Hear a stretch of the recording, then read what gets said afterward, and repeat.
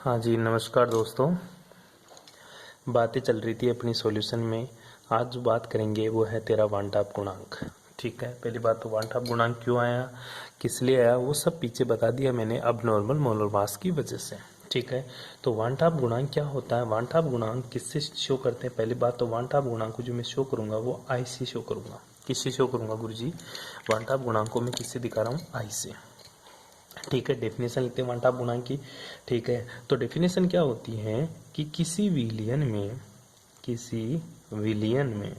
किसी सॉल्यूशन के प्रेक्षित किसी सॉल्यूशन के प्रेक्षित प्रेक्षित मान, जो प्रेक्षित मान को अपन एक्सपेरिमेंटल वैल्यू बोलेंगे। ठीक है, प्रेक्षित मान वह सैद्धांतिक मान, जो सैद्धांतिक मान होता है मतलब सिद्धांत, सिद्धांत मतलब तेरा कैलकुलेटेड मान, सैद्धांतिक अणुसंख्यक अणुसंख्यक प्रेक्षित व सैद्धांतिक अणुसंख्यक गुणधर्मों का अणुसंख्यक गुणधर्मों में संबंध किसके द्वारा शो किया जाता है? वांटाप द्वारा शो किया जाता है, या वांटाप द्वारा बताया गया, जिसको वांटाप गुणांक आई कहते हैं। ठीक है, किसी विलयन के प्रेक्षित व सैद्धांतिक अणुसंख्यक गुणधर्मों के संबंध के लिए वांटाप ने गुणांक प्रस्तुत किया, जिसे वांटाप गुणांक कहते हैं। इसे आई से प्रदर्शित करते हैं। अब बात आती है कि सर जो वांटाप गुणांक होता है ना, उसका मतलब क्या हुआ? वांटाप गुणांक का मतलब होता है प्रेक्षित मान बटा सैद्धांतिक मान। आइटा बराबर प्रेक्षित मान बटा सैद्धांतिक मान। ठीक है, प्रेक्षित मान बटा सैद्धांतिक मान। अब जो प्रेक्षित मान होता है वो अपन निकालते हैं, जो सैद्धांतिक मान होता है वो क्या होता है, सॉरी, प्रेक्षित मान तो अपन को एक्सपेरिमेंट से निकालेंगे, सैद्धांतिक मान अपन कैलकुलेट करके निकालेंगे। ठीक है, तो अपन इसको चेंज करते हैं कैसे? जैसे मैं तेरे को पाई की वैल्यू बताई, पाई बराबर क्या होता तेरा? ठीक है, जो पाई होता था ना वो CST के बराबर होता था। तो ये जो तेरा मान है ना, ये तो तेरा कौन सा है? प्रेक्षित मान है। कौन सा मान है? प्रेक्षित। और जो ये होता है ना, ये कौन सा मान होता है तेरा? गुरुजी ये सैद्धांतिक मान होता है। कौन सा मान होता है? सैद्धांतिक। ठीक है, तो इन दोनों में क्या रिलेशन होगा? इन दोनों में रिलेशन होगा गुरुजी, जो आयोटा होगा वो बराबर किसके होगा? Pi upon CST।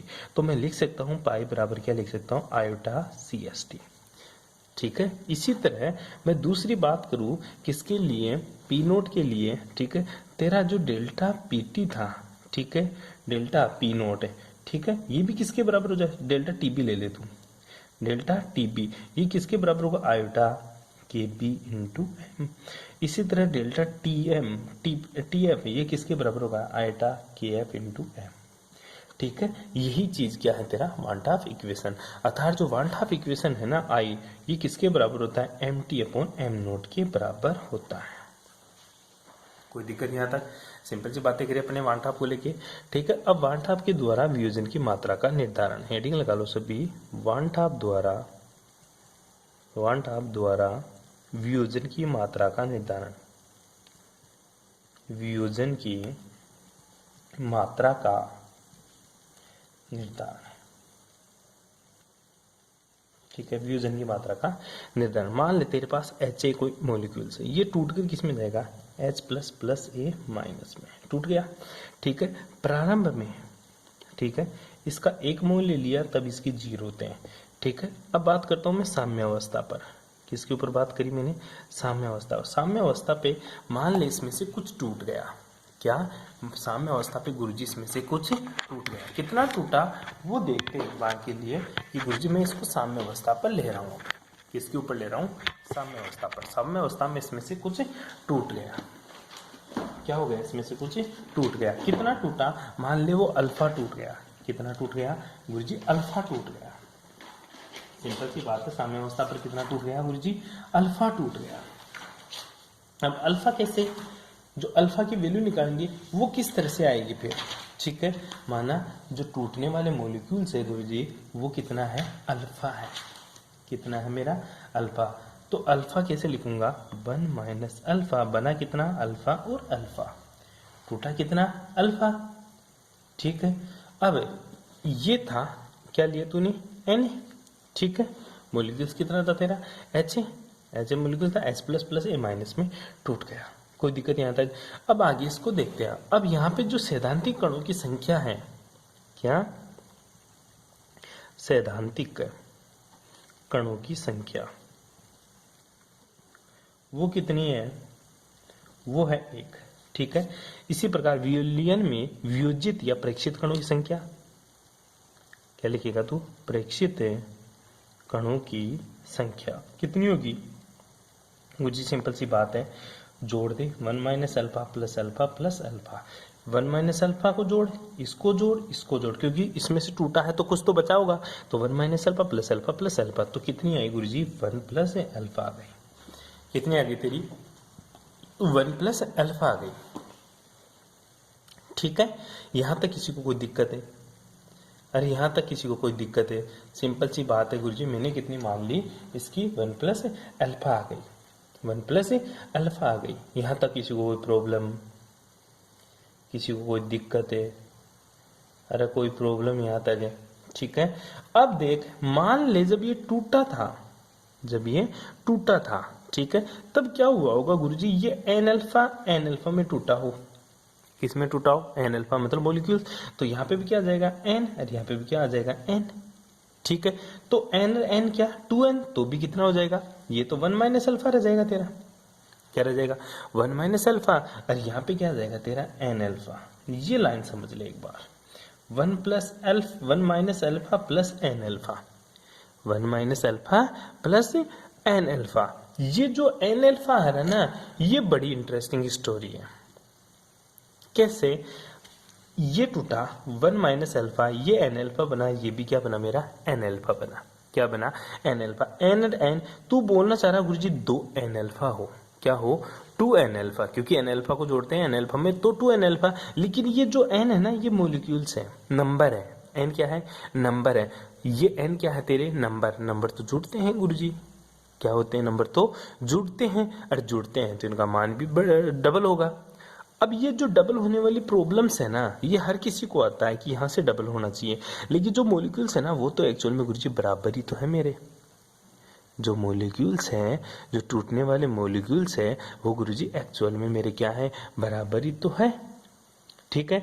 चल इसको तू इस तरीके से मत समझ, दूसरा तरीका देख, नहीं बैठ रहा तो तू मान ले कि मेरे पास गुरुजी मैं मॉलिक्यूल्स ही बदल देता हूँ, कैसे, जैसे मान ले मेरे पास AX और BY मॉलिक्यूल्स हैं, AX BY मॉलिक्यूल्स है, ये टूटेगा किसमें, ये X तो सामने जाएगा और Y ऊपर चला जाएगा, तो X A Y प्लस में, ठीक है।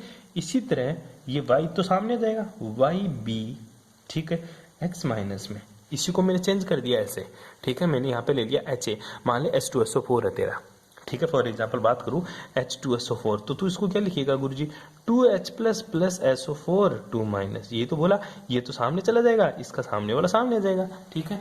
अब देख सिंपल सी बात, तू सिंपल सा मान ले कि गुरुजी इसका t बराबर 0 पर, या मतलब प्रारंभ में, t बराबर 0 मतलब प्रारंभ में इसका 1 मोल था, उस समय इसके कितने मोल 0, ठीक है। t बराबर t पे या फिर इक्विलिब्रियम स्टेट पर, इक्विलिब्रियम स्टेट पर इसके 1 मोल थे, ठीक है, उसमें से अल्फा टूट गया, कितना टूट गया अल्फा, तो इसके कितने बनेंगे गुरुजी, इसके भी अल्फा बनेंगे और इसके भी अल्फा बनेंगे, जितना टूटा उतना ही तो बनेगा। अल्फा क्या है वियोजन की मात्रा, अल्फा क्या है वियोजन की मात्रा, वियोजन की मात्रा। अब आ जा, लेकिन गुरुजी x है तो x से गुणा कर दे, गुरुजी y है तो y से गुणा कर दे, कोई दिक्कत है, अरे कोई दिक्कत है, ठीक है। तो देख वही बातें लिखेंगे वापस, ठीक है, क्या बात लिखूंगा सैद्धांतिक कणों की संख्या, ठीक है, सैद्धांतिक कणों की संख्या, कणों की संख्या कितनी, वही गुरुजी 1, ऊपर भी तो 1 ही बताई थी, यहाँ तो कोई प्रॉब्लम ही नहीं आई थी, प्रॉब्लम कहाँ आ रही थी यहाँ पे गुरुजी, ठीक है। तो मैंने यहाँ क्या लिख दिया, ठीक है, यहाँ पे लिख दिया मैंने प्रेक्षित कणों की संख्या, क्या लिख दी मैंने प्रेक्षित कणों की संख्या, या तो इसको लिख क्या सकता है गुरुजी वियोजन के पश्चात कुल कणों की संख्या, क्या लिख सकता है, इसी की जगह तू लिखना चाहे तो ऐसा भी लिख देना वियोजन के पश्चात, वियोजन के पश्चात कुल कणों की संख्या, कुल कणों की संख्या, ठीक है। वो कितनी होगी जोड़ दे, क्या कर दूं जोड़ दे, कैसे 1 माइनस अल्फा, ये भी पड़ा है सॉल्यूशन में, प्लस का x अल्फा भी पड़ा है, प्लस का y अल्फा भी पड़ा है, कोई दिक्कत यहाँ तक, ठीक है, 1 minus alpha plus x alpha plus y alpha, ये सारे कण हैं मेरे वियोजन के पश्चात। ठीक है, आगे ठीक है। अब तेरे प्रेक्षित कणों की संख्या 1 minus alpha plus x alpha plus y alpha, आगे तेरी। अब देख इसमें क्या करते हैं अपन। ठीक है, मैं इस चीज को ऐसे लिख सकता हूँ क्या, 1 माइनस अल्फा, ठीक है, प्लस सर अल्फा को मैं ले लूँ, बच क्या गया एक्स प्लस वाई। क्या बच गया मेरा, एक्स प्लस वाई। क्या बन गया मेरा, एक्स प्लस वाई। ठीक है, अब एक्स और वाई क्या है, एक्स और वाई। ठीक है, जो एक्स प्लस वाई है ना, ये क्या है गुरुजी, ये है मेरा पॉजिटिव और क्या नेगेटिव, पॉजिटिव व नेगेटिव के कुल मोल, पॉजिटिव व नेगेटिव के कुल मोल। ठीक है, और कुल मोल को किसे दिखा दिया मैंने गुरुजी, इस कैपिटल एन स्मॉल एन से दिखा दिया। टोटल मोल, यही तो मैं वहां बोल रहा था, एन ही रहेंगे मोल, तो जितने टूटे उतने ही रहेंगे, 2n नहीं होगा। ठीक है, या इस तरीके से कर ले। ठीक है, तो अब देख वियोजन के पूर्व कणों की कुल संख्या, तो आयटा किसके बराबर हो जाएगा, वही गुरुजी सैद्धांतिक मान, ठीक है, बटा प्रेक्षित मान। सैद्धांतिक कणों की संख्या बटा प्रेक्षित कणों की संख्या, या सैद्धांतिक मान बटा प्रेक्षित मान। सैद्धांतिक कितना था गुरुजी, सैद्धांतिक था गुरुजी मेरा 1। ठीक है, सॉरी उल्टा कर दिया अपन ने, प्रेक्षित मान बटा सैद्धांतिक मान, ये ऊपर जाएगा और ये नीचे आएगा। ठीक है, आयटा बराबर क्या लिखेगा तू, प्रेक्षित मान, ठीक है, बटा सैद्धांतिक मान, प्रेक्षित मान बटा सैद्धांतिक मान। प्रेक्षित मान कितना आया गुरुजी, अभी निकाला, कितना 1 माइनस अल्फा, ठीक है, प्लस एन अल्फा, क्योंकि यहाँ पे एन अल्फा करेगा तो इसकी वैल्यू क्या आ जाएगी, 1 minus alpha plus n alpha, x plus y बराबर 1, एन मान लिया था तूने। ठीक है, बटा क्या लिखा मैंने, 1, क्या लिख दिया 1। तो आयोटा किसके बराबर आ गया, आयोटा आ गया गुरुजी 1 माइनस का अल्फा प्लस एन अल्फा। अब देख इसमें से भी तो अल्फा कॉमन आ रहा है, तो मैं क्या लिख सकता हूँ, आयोटा माइनस का 1, क्योंकि ये को इधर ले गया। यहाँ क्या आया मेरा गुरुजी, यहाँ पे मैंने अल्फा कॉमन ले लिया, तो क्या बचा एन। ठीक है, नहीं 1 माइनस का एन, 1 माइनस का एन, क्योंकि माइनस माइनस से गुणा कर देगा तू। ठीक है, ऐसा ही तो करेगा, नहीं गुरुजी इसको वैसे ही लिखिएगा, आयटा माइनस का 1, क्योंकि 1 को इधर लेके गया तू, तो यहाँ से अल्फा को मिल लिए, तो यहाँ तो क्या माइनस का 1, और यहाँ पे क्या बच गया एन। इसको तू कैसे लिख सकता है, आयटा माइनस का 1 बराबर क्या लिख सकता है, अल्फा कोष्टक एन माइनस 1। ठीक है, ना कि 1 माइनस एन। ठीक है, तो अल्फा किसके बराबर आ गया, अल्फा आ गया गुरुजी आयटा माइनस का 1 बटा एन माइनस का 1। अल्फा क्या है, वियोजन की मात्रा, अल्फा क्या है मेरी, वियोजन की मात्रा, वियोजन की मात्रा। कोई दिक्कत यहाँ तक। ठीक है, इस तरह से अपन को ये क्वेश्चन करना होता है। कर सकता है यहाँ से, अरे कर सकता है। ठीक है, यहाँ तक आपको निकालना है वियोजन की मात्रा। अब आती है गुरुजी, ये तो वियोजन की निकाल दिया, अब मैं संयोजन की मात्रा कैसे निकालूंगा। ठीक है, तो क्या लिखिएगा, हेडिंग लगाएगा दूसरी, तू क्या हेडिंग लगाएगा, सिंपल सा क्वेश्चन है, क्या है, वांट हाफ गुणांक द्वारा, क्या लिखिएगा, वांट हाफ गुणांक द्वारा, वांट हाफ गुणांक द्वारा द्वारा संयोजन या संगुणन, संगुणन की मात्रा का निर्धारण है,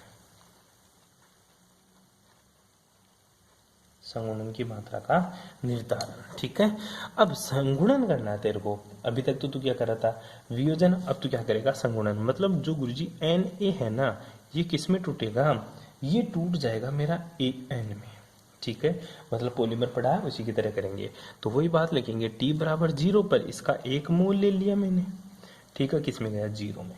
ठीक है, एक ले लिया, किस में गया, 0 में। इसी बराबर टी पर इसकी कितने मोल हो जाएंगे गुरुजी, इसके हो जाएंगे 1 माइनस का अल्फा, और जुड़ेंगे कितना, अल्फा बाई एन, क्योंकि आधा हो जाएगा, अल्फा बाई एन। एन कणों के लिए संगुणन की मात्रा कितनी है, अल्फा। यहाँ के लिखिएगा एन कणों के, ठीक है, एन कणों के लिए संगुणन, संगुणन की मात्रा कितनी है, अल्फा है।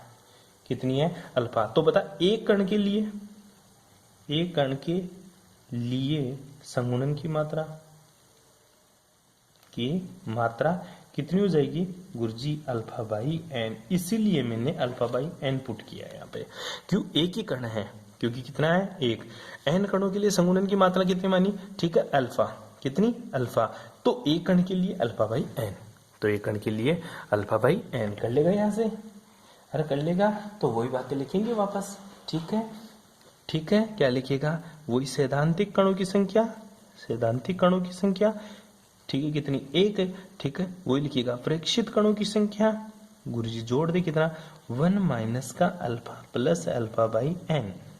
ठीक है, 1 माइनस का अल्फा, 1 माइनस का alpha plus alpha by n. तो वही लिखिएगा आयोटा बराबर क्या लिखिएगा? सैद्धांतिक, वो प्रेक्षित बटा सैद्धांतिक, प्रेक्षित मान बटा सैद्धांतिक मान। प्रेक्षित मान कितना?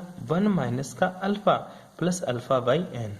ठीक है, तो आयोटा किसके बराबर हो जाएगा? ठीक है, यहाँ करके दिखा दूं एक बार के लिए। ठीक है, इस इक्वेशन को मैं यहाँ लेके जा रहा हूँ। ठीक है, तो आयोटा किसके बराबर हो जाएगा गुरुजी? आयोटा हो जाएगा 1 माइनस का alpha plus alpha by N.